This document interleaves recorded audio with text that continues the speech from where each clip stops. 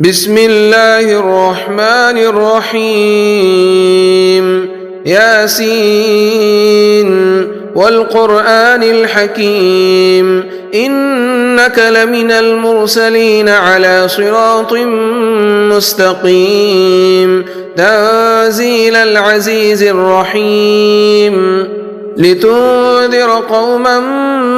ما أنذر آباؤهم فهم غافلون لقد حق القول على أكثرهم فهم لا يؤمنون إنا جعلنا في أعناقهم أغلالا فهي إلى الأذقان فهم مقمحون وجعلنا من بين أيديهم سدا ومن خلفهم سدا فأغشيناهم فهم لا يبصرون وسواء عليهم أأنذرتهم أم لم تنذرهم لا يؤمنون إنما تنذر من اتبع الذكر وخشي الرحمن بالغيب فبشره بمغفرة وأجر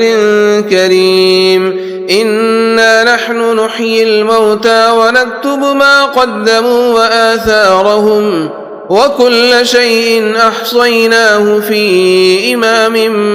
مبين واضرب لهم مثلا أصحاب القرية إذ جاءها المرسلون إذ أرسلنا إليهم اثنين فكذبوهما فعززنا بثالث فقالوا إنا إليكم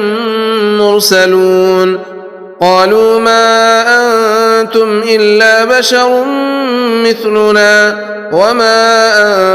أنزل الرحمن من شيء إن أنتم إلا تكذبون قالوا ربنا يعلم إنا إليكم لمرسلون وما علينا إلا البلاغ المبين قالوا إنا تطيرنا بكم لئن لم تنتهوا لنرجمنكم وليمسنكم منا عذاب أليم قالوا طائركم معكم أئن ذكرتم بل أنتم قوم مسرفون وجاء من أقصى المدينة رجل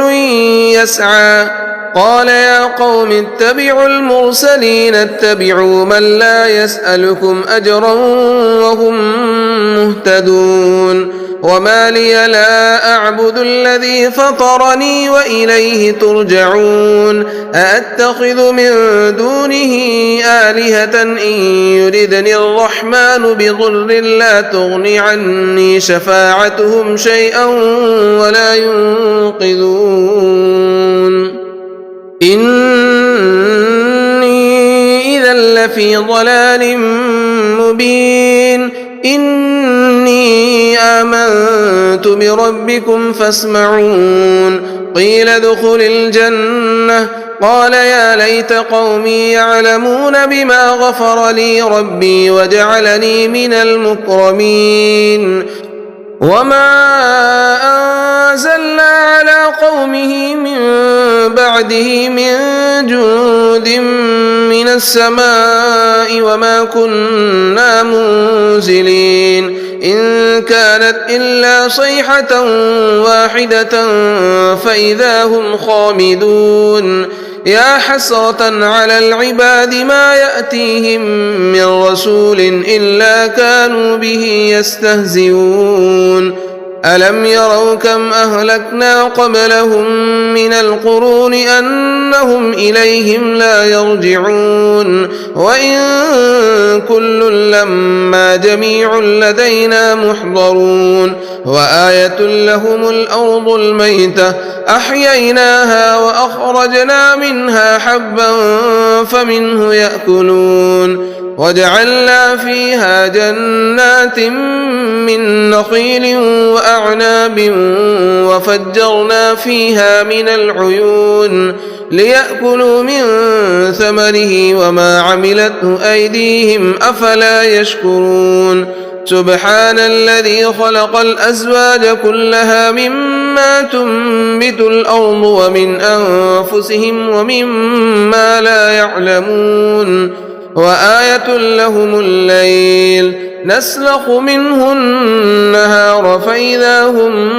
مظلمون والشمس تجري لمستقر لها ذلك تقدير العزيز العليم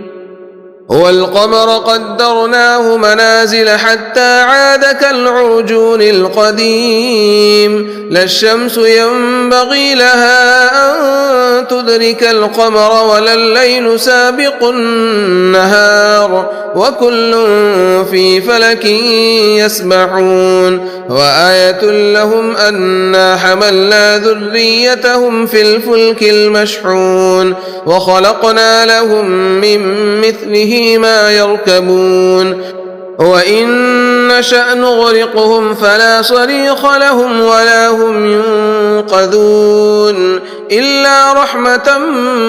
منا ومتاعا إلى حين وإذا قيل لهم اتقوا ما بين أيديكم وما خلفكم لعلكم ترحمون وما تأتيهم من آية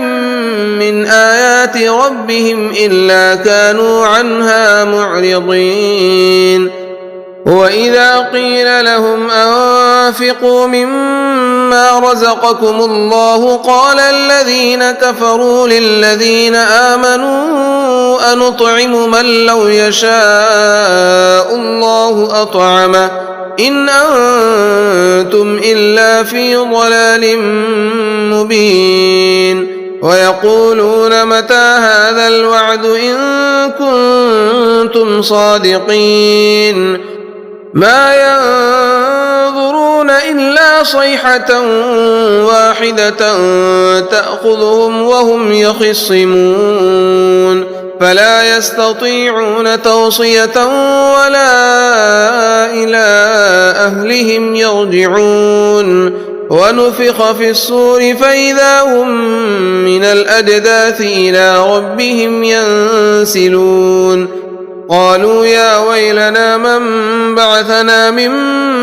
مرقدنا هذا ما وعد الرحمن وصدق المرسلون إن كانت إلا صيحة واحدة فإذا هم جميع لدينا محضرون فاليوم لا تظلم نفس شيئا ولا تجزون إلا ما كنتم تعملون إن أصحاب الجنة اليوم في شغل فاكهون هم وأزواجهم في ظلال على الأرائك متكئون لهم فيها فاكهة ولهم ما يدعون سلام قولا من رب رحيم وامتازوا اليوم أيها المجرمون ألم أعهد إليكم يا بني آدم ألا تعبدوا الشيطان إنه لكم عدو مبين وأن اعبدوني هذا صراط مستقيم ولقد أضل منكم جبلا كثيرا أفلم تكونوا تعقلون هذه جهنم التي كنتم توعدون اصلوها اليوم بما كنتم تكفرون اليوم نختم على أفواههم وتكلمنا أيديهم وتشهد أرجلهم بما كانوا يكسبون ولو نشاء لطمسنا على أعينهم فاستبقوا الصراط فأنى يبصرون ولو نشاء لمسخناهم على مكانتهم فما استطاعوا مضيا ولا يرجعون ومن نعمره ننكسه في الخلق أفلا يعقلون وما علمناه الشعر وما ينبغي له إن هو إلا ذكر وقرآن مبين لينذر من كان حيا ويحق القول على الكافرين. أولم يروا أنا خلقنا لهم مما عملت أيدينا أنعاما فهم لها مالكون وذللناها لهم فمنها ركوبهم ومنها يأكلون ولهم فيها منافع ومشارب أفلا يشكرون واتخذوا من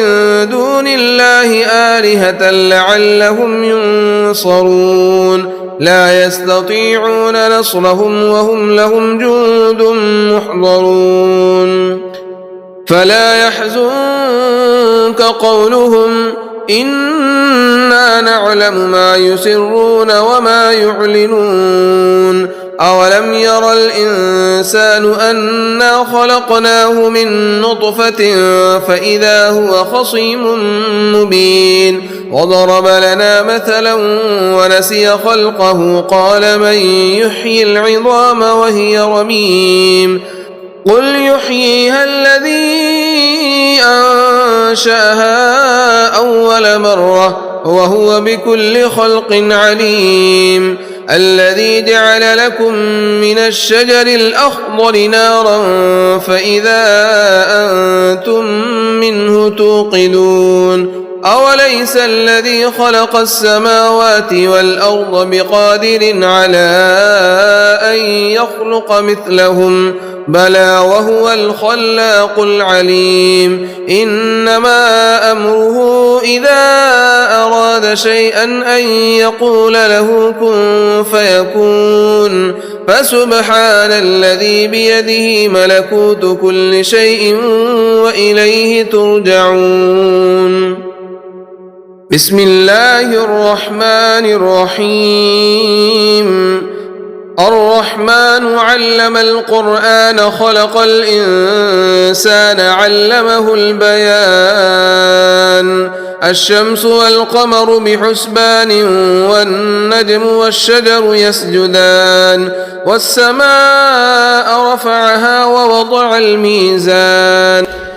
ألا تطغوا في الميزان وأقيموا الوزن بالقسط ولا تخسروا الميزان والأرض وضعها للأنام فيها فاكهة والنخل ذات الأكمام والحب ذو العصف والريحان فبأي آلاء ربكما تكذبان خلق الإنسان من صلصال كالفخار وخلق الجان من مارج من نار فبأي آلاء ربكما تكذبان رب المشرقين ورب المغربين فبأي آلاء ربكما تكذبان مرج البحرين يلتقيان بينهما برزخ لا يبغيان فبأي آلاء ربكما تكذبان يخرج منهما اللؤلؤ والمرجان فبأي آلاء ربكما تكذبان وله الجوار المنشآت في البحر كالأعلام فبأي آلاء ربكما تكذبان كل من عليها فان ويبقى وجه ربك ذو الجلال والإكرام فبأي آلاء ربكما تكذبان يسأله من في السماوات والأرض كل يوم هو في شأن فبأي آلاء ربكما تكذبان سنفرغ لكم أيها الثقلان فبأي آلاء ربكما تكذبان يا معشر الجن والإنس إن استطعتم أن تنفذوا من أقطار السماوات والأرض فانفذوا لا تنفذون إلا بسلطان فبأي آلاء ربكما تكذبان يرسل عليكما شواظ من نار ونحاس فلا تنتصران فبأي آلاء ربكما تكذبان فإذا انشقت السماء فكانت وردة كالدهان فبأي آلاء ربكما تكذبان فيومئذ لا يسأل عن ذنبه إنس ولا جان فبأي آلاء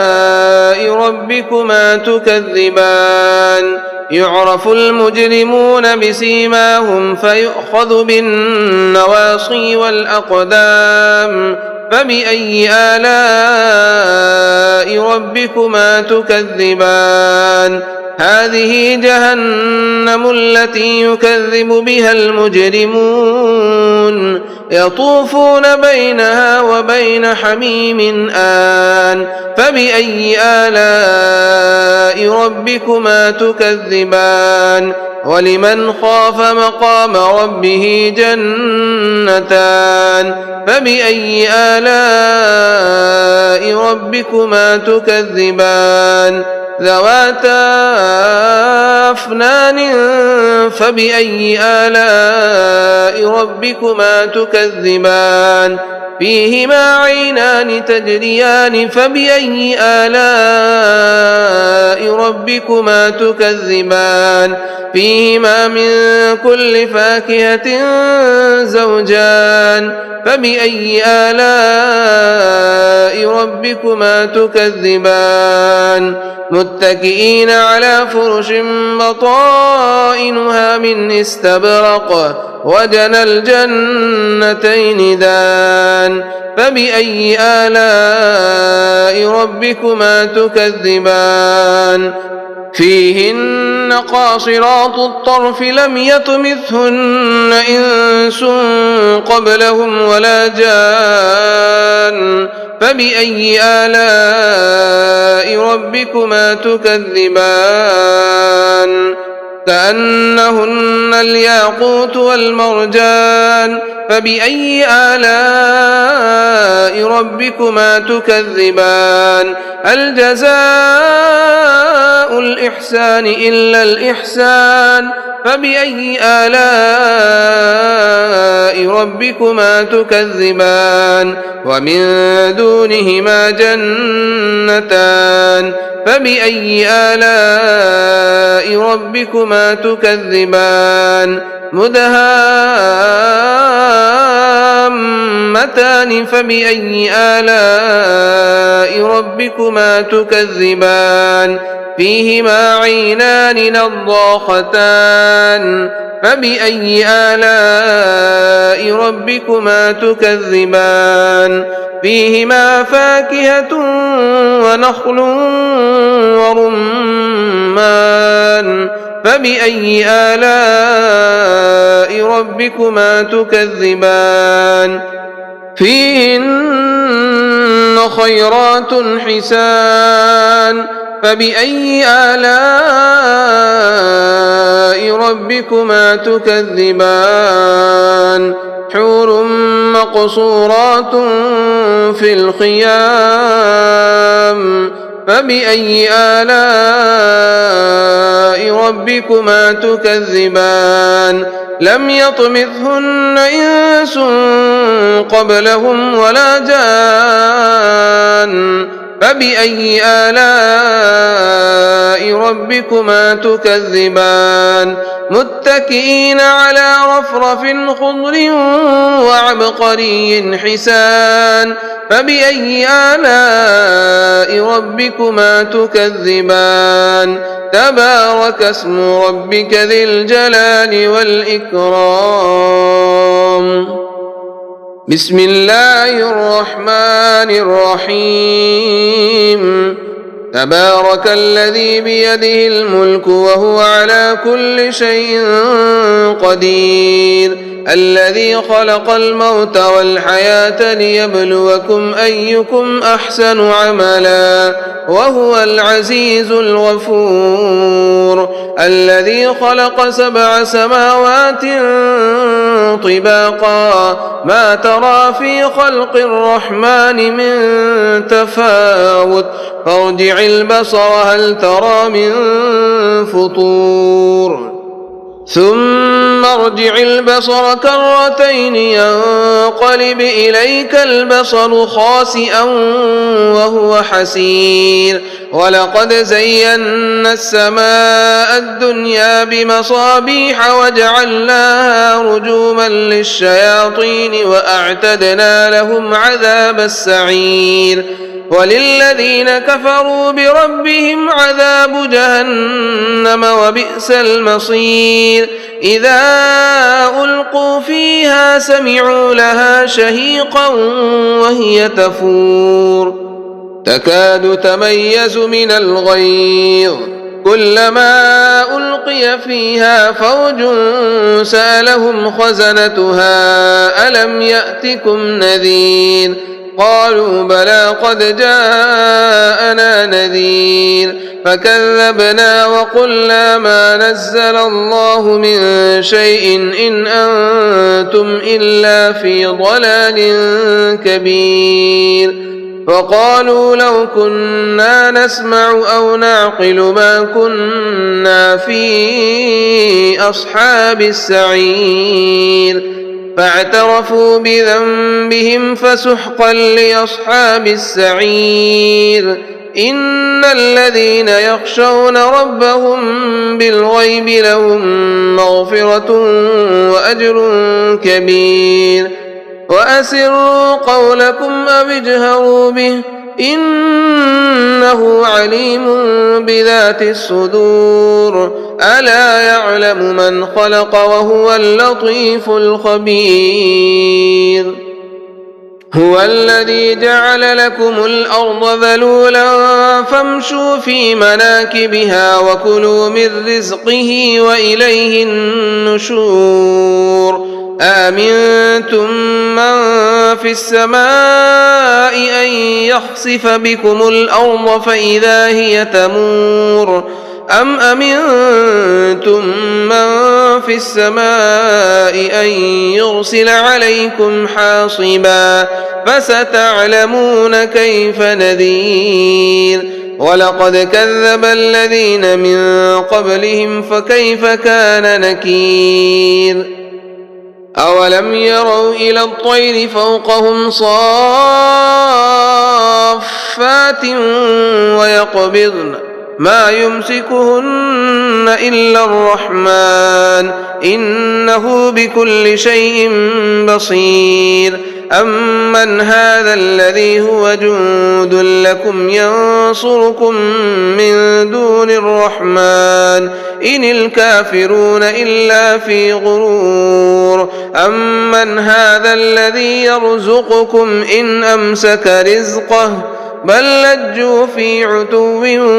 ونفور أفمن يمشي مكبا على وجهه أهدى أمن يمشي سويا على صراط مستقيم قل هو الذي أنشأكم وجعل لكم السمع والأبصار والأفئدة قليلا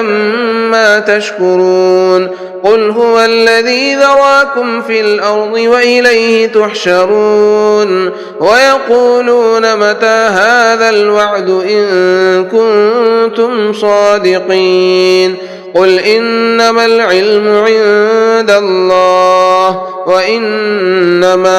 أنا نذير مبين فلما رأوه زلفة سيئت وجوه الذين كفروا وقيل هذا الذي كنتم به تدعون قل أرأيتم إن أهلكني الله ومن معي أو رحمنا فمن يجير الكافرين من عذاب أليم قل هو الرحمن آمنا به وعليه توكلنا فستعلمون من هو في ضلال مبين قل أرأيتم إن أصبح ماؤكم غورا فمن يأتيكم بماء